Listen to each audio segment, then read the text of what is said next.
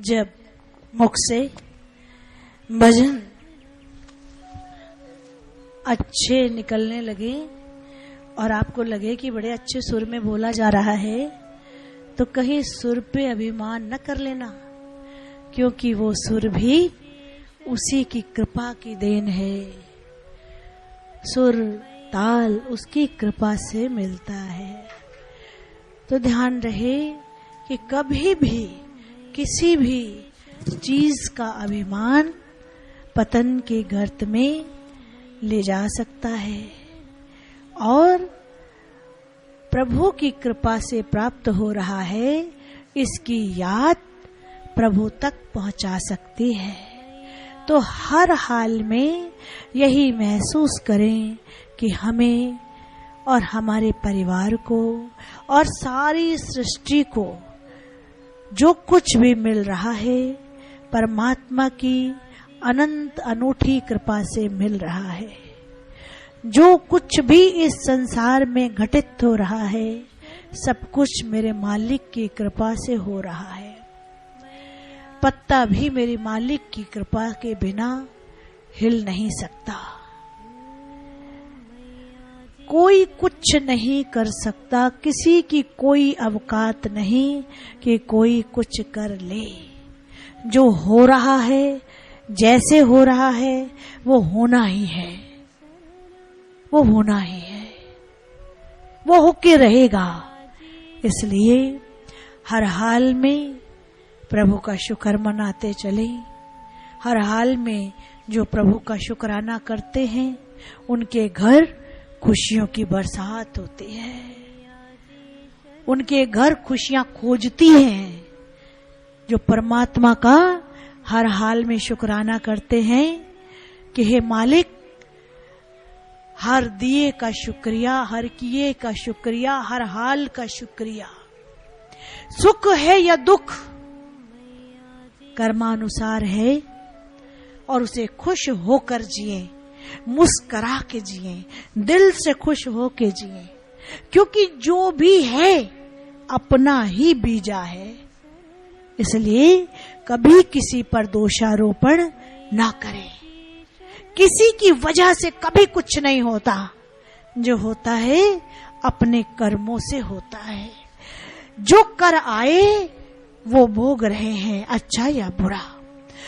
अच्छा है तो भी शुक्राना, और कष्ट है तो और अधिक शुक्राना कि इसी जन्म में प्रभु बीत जाए और मालिक इतना सहज बीते कि पता भी ना चले। इतना सहज बीते कि उसका कष्ट का अनुभव ना हो। जीवन में कर्मानुसार अगर कष्ट है तो उसका अनुभव ना हो। जैसे पका हुआ फोड़ा है, उसको चीरा लगवाना है, बिना सुन्न किए चीरा लगेगा तो बहुत दर्द होगा, और सुन्न करके लगेगा तो पता भी नहीं चलेगा। यानी आप अगर सिमरन और सेवा रूपी दोनों पंख चलाते हो अपने जीवन में, तो कर्मानुसार जीवन में कष्ट पके पके फोड़ों जैसे भी हों और सिमरन और सेवा के पंख चल रहे हों, तो वो कष्ट भी उड़नछू हो जाते हैं, पता ही नहीं चलता। अगर निस्वार्थ सेवा है और निस्वार्थ सिमरन है तो आपके कष्ट कब उड़ गए आपको हवा भी नहीं लगती। इसलिए जो भी है जीवन में, अच्छा या बुरा, अपना ही बीजा है। तो हर हाल में उसका शुक्र करें। जो हर हाल में शुक्राना करते हैं उनके घरों पर खुशियां दस्तक देती हैं कि बुआ खोल, तेरे घर खुशियां नचदियां टपदियां चुमदियां आ गईया ने, टोल वजांदियां आ गईया ने, नचन दा वेला चुमन दा वेला आ गया है। क्यों? क्योंकि तू हर वेले शुक्राना कीता है। तो जो हर हाल में शुक्राना करते हैं उनके घर खुशियों की बरसातें होती हैं। इसलिए कभी किसी को दोष ना दें, क्योंकि दोष देने वाला दोषी हो जाता है और उसके दुष्कर्म बन जाते हैं। जिस पे दोष लगाया जाता है उसे कोई फर्क नहीं पड़ता, लेकिन दोष लगाने वाला दोषी हो जाता है। इसलिए दोषी ना बने, अपने हर कर्म पर, हर विचार पर बहुत गहरी नजर डालें। सुबह से लेकर रात तक अपने विचारों पर गहरी नजर डालें, अपनी सोच पर गहरी नजर डालें, अपनी करनी पर गहरी नजर डालें, अपने एक एक कर्म पर गहरी नजर डालें कि हे मालिक अपनी कृपा बरसा, कोई भी पाप ना हो, कोई भी बुरा विचार ना आए। हे मालिक ऐसी रहम की दृष्टि डाल कि हम वैसे बन जाएं जैसे तू चाहता है। मेरी ये अर्जी है, मैं वैसी बन जाऊं जैसे माँ तेरी मर्जी है। मैं वैसे बन जाऊं जैसे तेरी मर्जी है। मैं वैसे बन जाऊं जैसे तेरी मर्जी है। जीवन जीने की ये कला सीखें। जीवन तो दुनिया जीती है, लेकिन जीवन जीने की कला जो सीखता है उसका जीवन रूपांतरित हो जाता है, परिवर्तित हो जाता है। जैसे अंगुलीमाल एक बहुत बड़ा हत्यारा था। वो जिस की हत्या करता था उसकी उंगलियों को काटकर अपने गले में हार की तरह पिरो लेता था कि आज मैंने इतनी हत्याएं की। लेकिन वो अंगुलीमाल का जीवन भी रूपांतरित हो गया। जीवन में सतगुरु आए और उनके आशीर्वाद से, सही राह बताने से उसका जीवन भी परिवर्तित हो गया।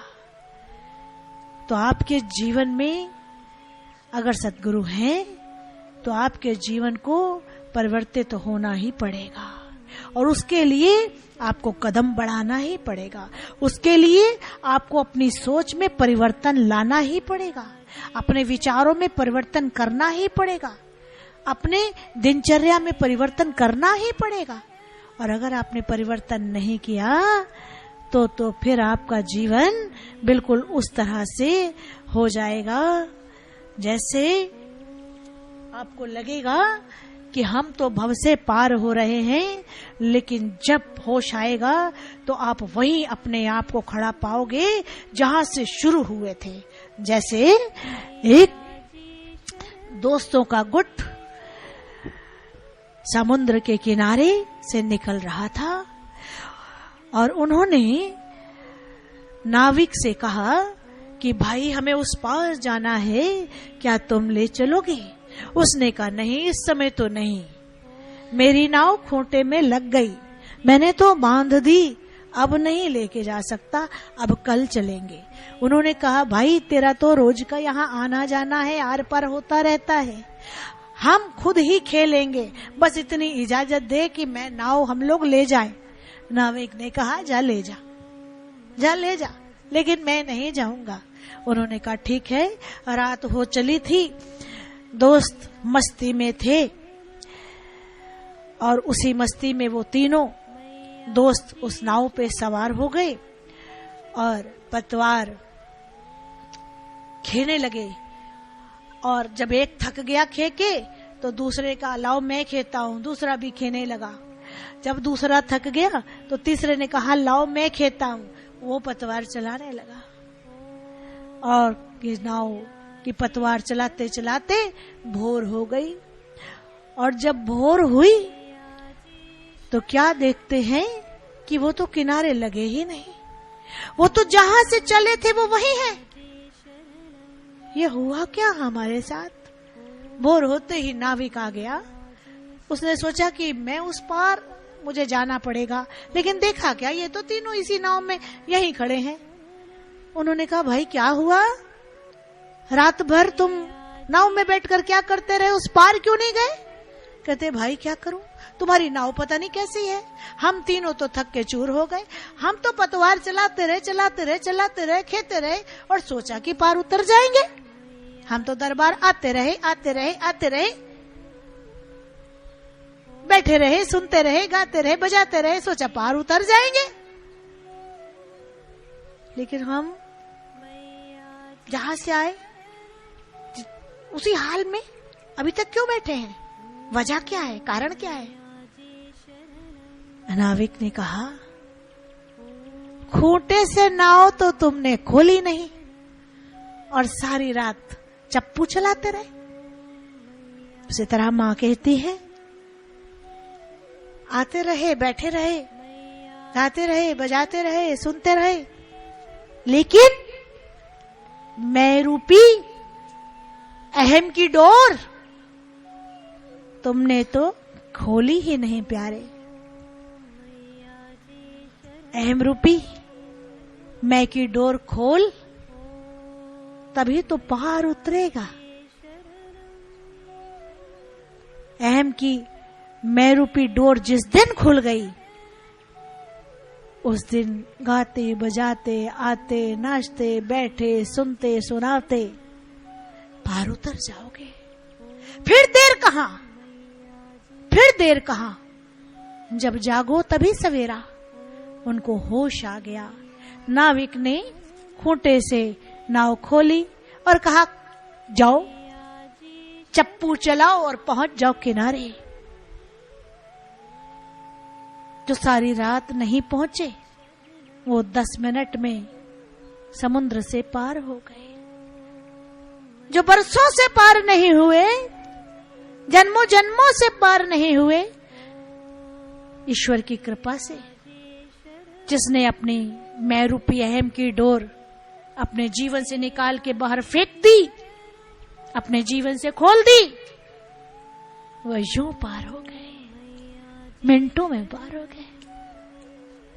जो जन्म जन्म से नहीं हुए, वो मिनटों में हो गई। तो पार उतरने के लिए अहम की मैं रूपी डोर को अपने जीवन से विलक करना होगा, वरना चप्पू चलाते रहोगे, सोचोगे पार उतर जाएंगे, उतर जाएंगे, उतर जाएंगे। जब होश आएगा तो कहोगे हम तो वहीं खड़े हैं, भगवान जी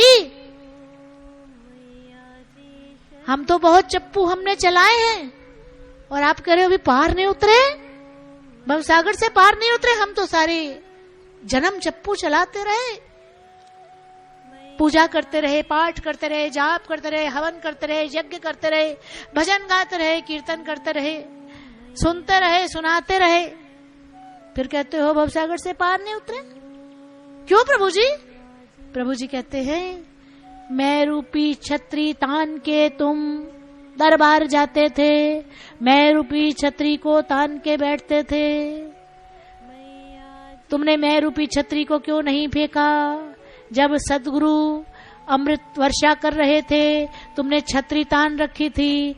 अगर तुम छतरी फेंक देते तो वो अमृत की बूंदें तुम पर पड़ती और तुम अमृतपान करते, उस अमृतपान में भीगते और भव से पार हो जाते। बोलो सच्चे दरबार की जय, वहां के प्यार की जय, जय करा शेरा वाली दा। नमो नमो गुरुदेव तुझको नमो नमः, नमो नमो गुरुदेव तुझको नमो नमः।